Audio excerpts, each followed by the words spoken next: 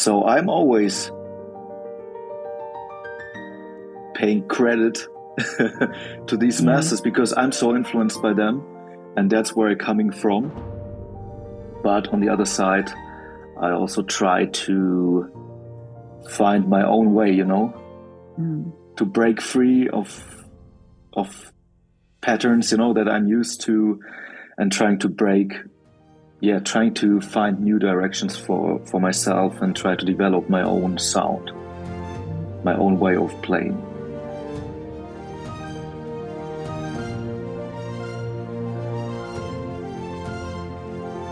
Hello, Jan.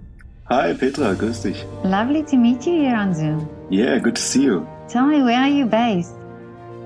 I'm based in Karlsruhe in Germany. Oh, okay. And were you born in that area?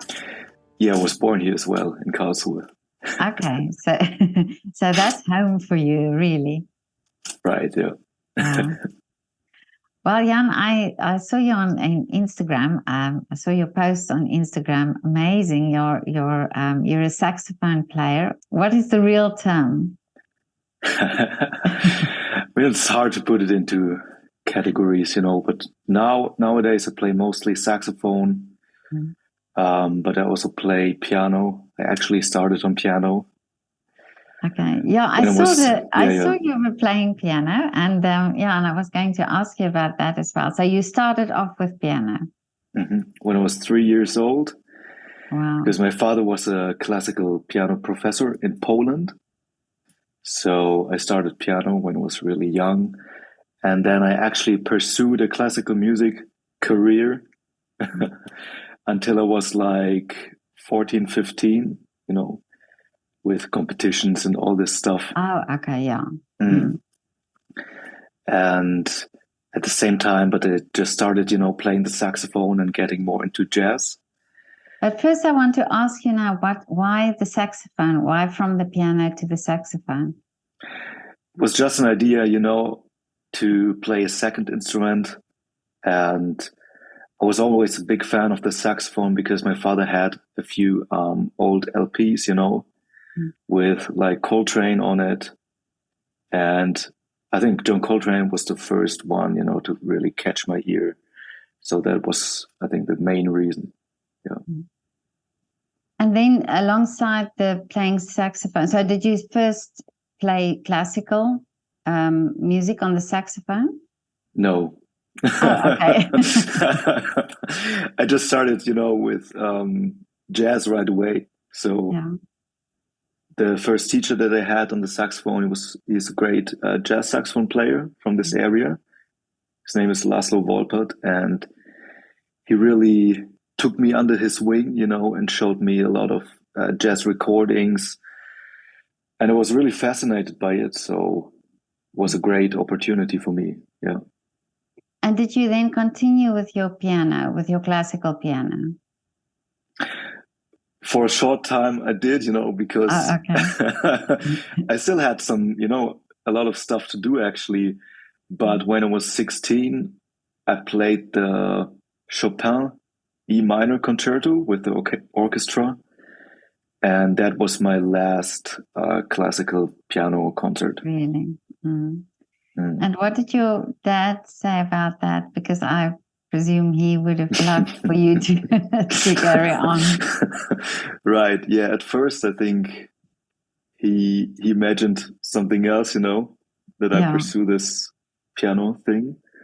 But yeah, he saw that I worked really hard, I really pushed it with the saxophone, and with time, I mean, now he's really happy for me, and he really supports it. I think it's great. But do you think we sort of have this idea that it has to be classical, or that you have to, be a classical musician, but that the jazz itself is a very great form of art? Yeah, I mean, it's a good question. For me, it was never about. It's actually never about styles, I just listen to music in general. So, and I try to get rid of, putting everything into this style, this style, this style. Yeah. When I like something, I like it a lot, and then I don't care if it's classical or if it's jazz, or which kind of jazz. Is it bebop or is it hard bop or blah, blah, blah, Yeah. But do you think playing jazz also gives you a little bit more freedom? Although I've heard also that to play jazz is quite difficult. It is. So because everything has to come from you, that means that in the beginning, you probably won't sound very good. Oh, okay. Because you need a lot of time, to develop some concepts, and to transcribe a lot of recordings and get into the style, I think you can have freedom in every kind of music, also in classical, but it's more in the interpretation, Oh, yeah. And to get to this level, it's a lot of work. It takes a lot of time, I guess. In jazz, you improvise mostly, so in this term, you have more freedom in jazz. But you can have freedom in every kind of music, I guess. Yeah. Do you think that being or having that classical background and with the piano, that it's to your advantage when you now play jazz? I think so, because I always had a good work ethic, I would say. So I was really serious, about the classical piano. So I took it very seriously, practicing a lot of the basics, also on the saxophone, I was always, and I'm still very specific about the basics, about technique, about the sound, intonation, It's very important for me to get this right and to have a good, a good basic, to build the other stuff on it. And also musicality, I learned a lot of stuff, of course, in classical music. So some stuff was very helpful. Other stuff I had to learn, I had to develop, because in jazz, you mostly play on a beat, so there's not so much rubato. So the time feel, that was the most important thing to develop for me, and also the phrasing, and the sound, because it's it's different vibe. But jazz overall, I mean, I think I might be wrong. Every artist have sort of their own interpretation. So is it important for you to listen to different artists to be able to give credit to this art form when you play it? That's a good question.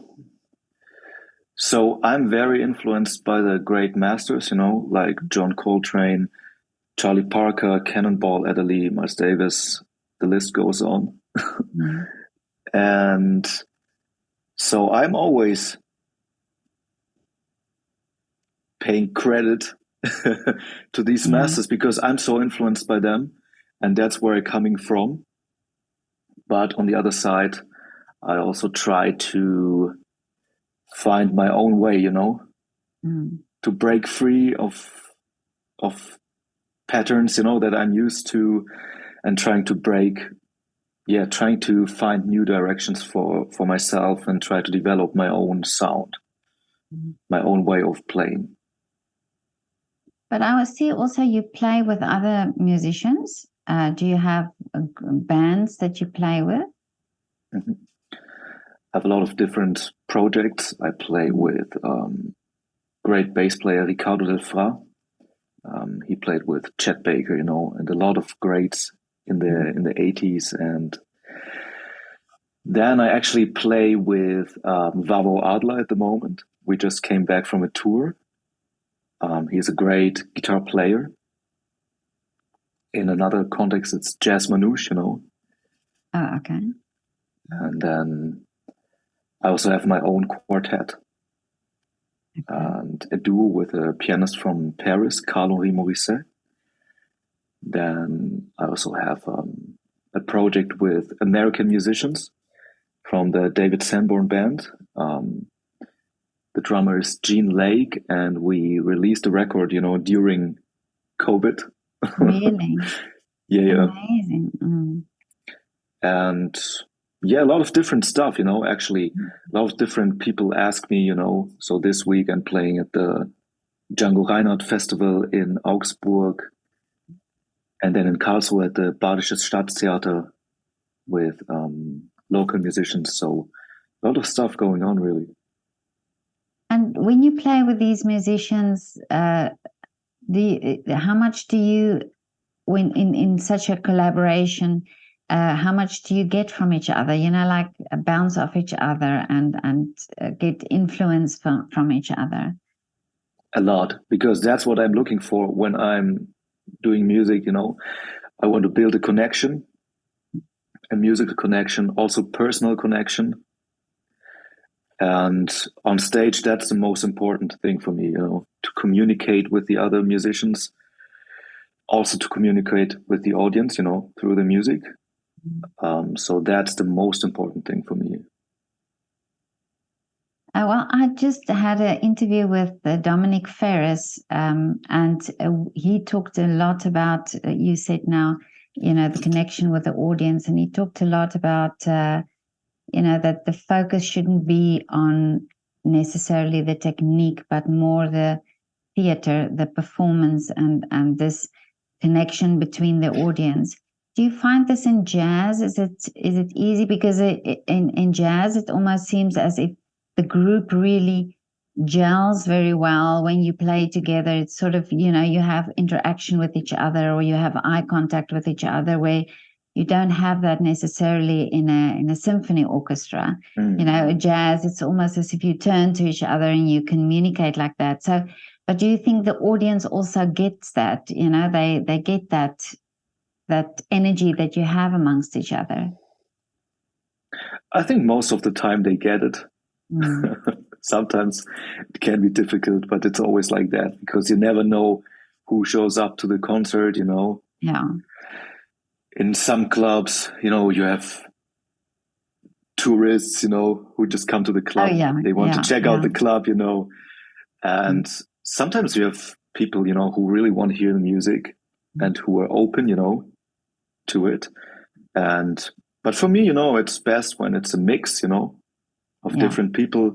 That's what I find to be the most interesting. And I think in jazz, it's very open, because why are people coming to the concert? Because when they come to my concert, for instance, they don't know what I will be playing, It's not like, okay, he plays Mozart or he plays Beethoven. It's like very open, so it takes a different kind of listener who has to be more adventurous, and open. And these people are good to catch, I like that. Because I always try to communicate with the band, with the audience, through the music, not in a superficial way. Oh, I play this, so it sounds virtuosic, but more through a deeper level, and to really focus on the music, play in the moment, and try to be really creative in the moment and open to new stuff. And that's my thing. And how much do you improvise when you're together like that with bands, with a group of musicians? How much do you stick to the music, and how much do you have your own inputs? So in the stuff that I play, it's a lot of improvisation. So most of the time we just play the head, the form, the melody, and after that it's improvisation. So it's very, very open. Yeah. So every night it would be different. So if you have 3 concerts, then it would be different every concert. Right, that's a beautiful thing. Amazing. So that's what I love about it, Yeah. Because even if we play the same songs, it's still different, every night it's different.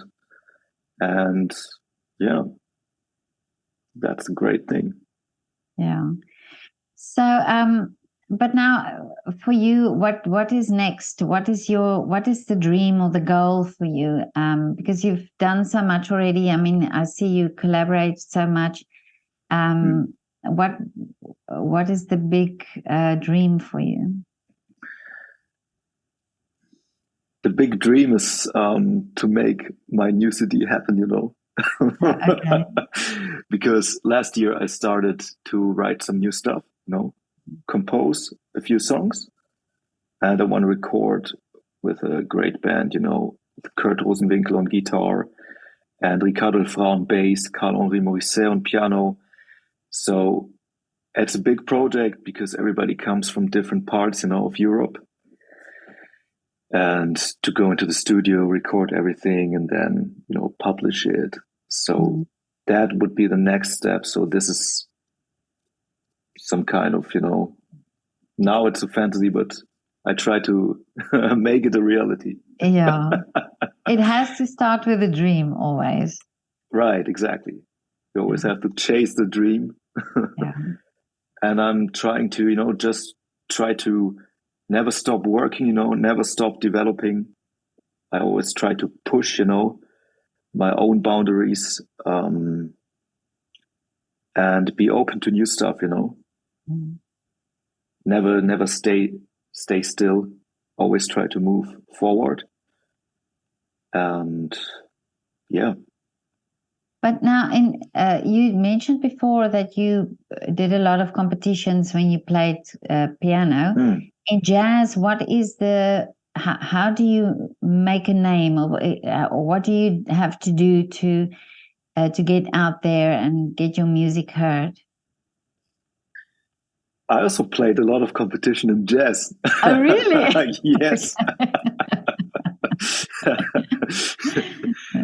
Because there was a time when I started studying. In the first semester, I won a big competition. That opened up a lot of stuff for me.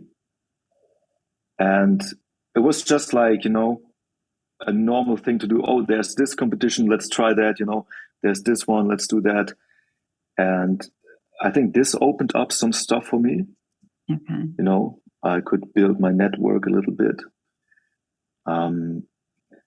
But I think the most important thing is to find more established artists and try to play with them, which is not an easy thing.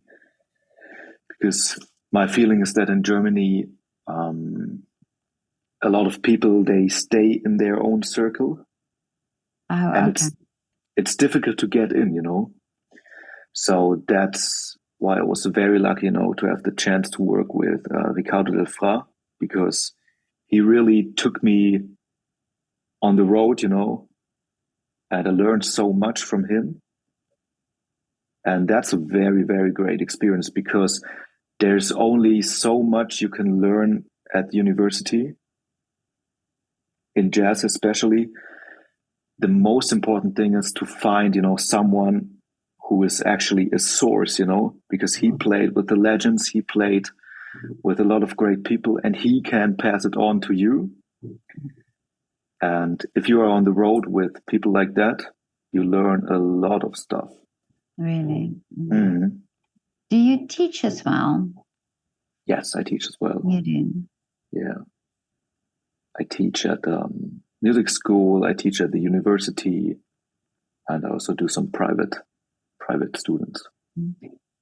Many musicians say to me that when they teach, they sometimes learn more from the students, from how the students do what they teach them, and that helps also with their own performances. Do you find that as well?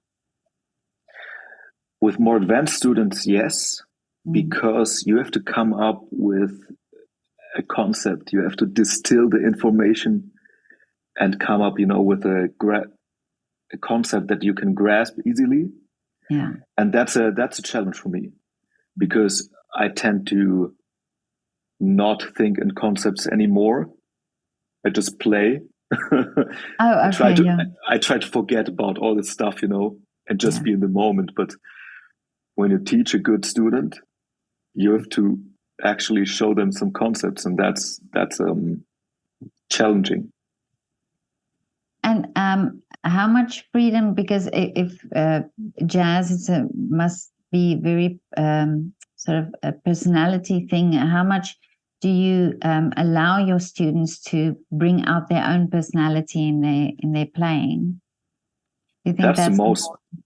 I think that's the most important thing. That's very important because that's actually the same thing how I learned it. Of course, you have to have the basics together, but then it's about you, what you want to express. In which direction you want to go. So I always leave a lot of freedom for that. Do you think anybody can play jazz? Do you think any musician would be able to play jazz? I think so. But I do. Yeah. I think so. But as I said before, it takes a lot of time to get the phrasing and the vibe and especially the time feel. Right, so it's not necessarily when you're a highly trained classical musician that you will be able to play jazz. Not really. Oh, okay. It's the same, the other way around. It's just another. Yeah, of course, yeah. For me, it took I don't know, 12 years, 13 years to get to a point where I can say, okay, it's kind of how I hear it in my head, The phrasing, it sounds like authentic, authentic jazz in this style, and it took a long time. But I want to go back to the recording when you said about the recording of the music. But do you? How does it work in a recording if you improvise a lot? Because it wouldn't be the same then every time. So how do you decide then which version you would like to have on the CD? That's a good question. You hope that you have a good day, that you are inspired, that the band is inspired, and you do a few different takes, like 3 or 4 takes. And then you just hope that there's one take, I just try to pick the best take overall, I don't just look at my solo. Okay, I played the best solo here. So we have to take this take. I try to see the whole picture, Yeah. But my stuff is not so difficult to play. So there's a lot of freedom for improvisation and creativity. And yeah. Well, this is so interesting. I wish you all the best and I hope your dream would come true, or the next big project for you will come true. And do you ever perform in Vienna? I just performed in Vienna on Sunday, actually. Really? Yes. Oh, wow. I would have loved to see. Yeah. Whenever you come again, please let me know. I would love to see you in concert. Great. You live in Vienna? Yeah. Nice. You're lucky. Yeah.